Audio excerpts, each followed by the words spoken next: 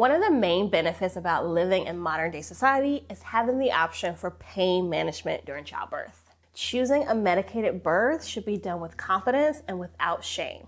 For someone who may struggle with anxiety or may be a little more sensitive to discomfort, having the option of an epidural or IV medication is a game changer for enjoying their birthing experience. When I say medicated birth, I mean a birth that involves using an epidural, IV narcotics, or nitrous oxide.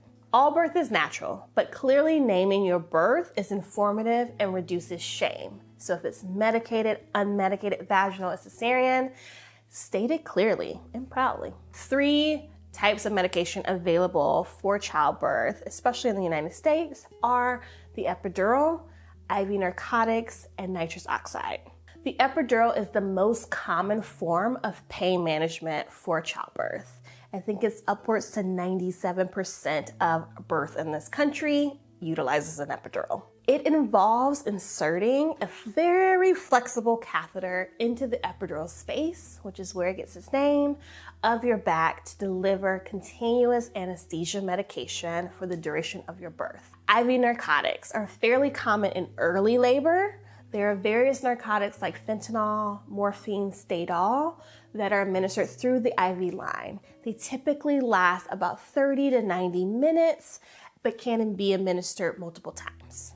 Nitrous oxide, or laughing gas, is rarely available at many birthplaces in the United States, but some do have it. It's more popular in other countries, and it involves self-administration of nitrous oxide through a face mask that helps to achieve a more relaxed state for the birthing person. You can use it the entire time for your birth as well. So what to expect with a medicated birth? We love an empowered choice, so knowing what comes with these options can make your birthing experience a beautiful one. With an epidural, you can expect extra wires. A bladder catheter is inserted at some point after the epidural has gotten you nice and comfortable. You will have a blood pressure cuff attached to your arm at all times. You will have an IV for IV fluids, and you'll have the epidural catheter that typically hangs over your shoulder. Some common side effects with the epidural can be low blood pressure, which is why we're checking it, itchiness, just a response to the medication, really heavy legs, again, the medication. Some people also experience an epidural fever, again, in response to how the medication is affecting their system. And very rarely, they can have a spinal headache after the epidural is removed. One more consideration with the epidural is that once it's administered, you will no longer be allowed to get out of your bed to move around. The medication causes the legs to get quite heavy and you are considered a fall risk. So you will be limited to the bed until about 3 to 6 hours postpartum when that epidural starts to wear off. With IV narcotics, they are administered through your existing IV, so there's no additional pokes and prods. Many people can expect to feel very groggy and quite sleepy. Most people tend to take a nap. It generally wears off after 30 to 90 minutes, and you can request additional doses.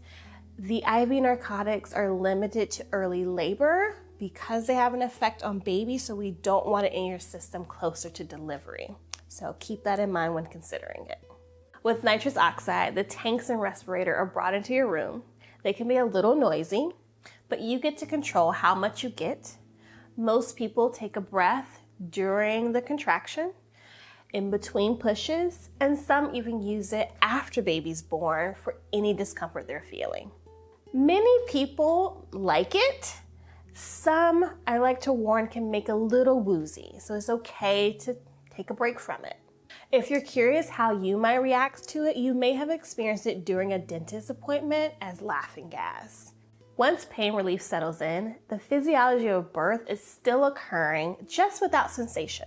We want to continue to optimize the labor process and stay engaged. Fear and anxiety can still affect the production of oxytocin, and with the lack of movement, particularly with the epidural, we want to make sure birth is still moving as it can.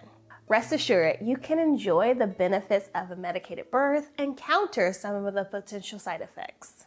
Here are some proactive ways to stay engaged, reduce anxiety, and boost oxytocin. Ask for touch and massage from your support person.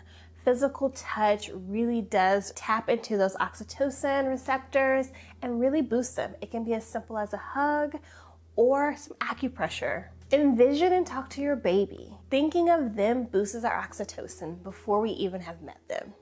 You can bring in your favorite baby item that you're excited to put them in, or an ultrasound picture.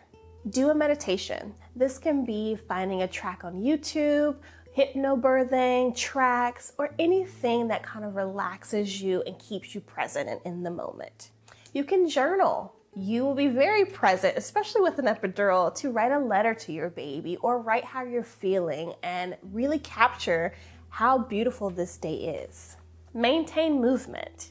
You can switch positions every 30 to 60 minutes to keep the body moving. You can utilize gravity, you can utilize a peanut ball. This will help baby descend and avoid being malpositioned. Remember that the stress during pregnancy, birth, and the postpartum period is more than just physical distress. There's a lot of anguish, anxiety, and emotional distress that arises during the perinatal period, especially during childbirth. So although someone has pain relief, that does not mean they're not experiencing any emotional distress.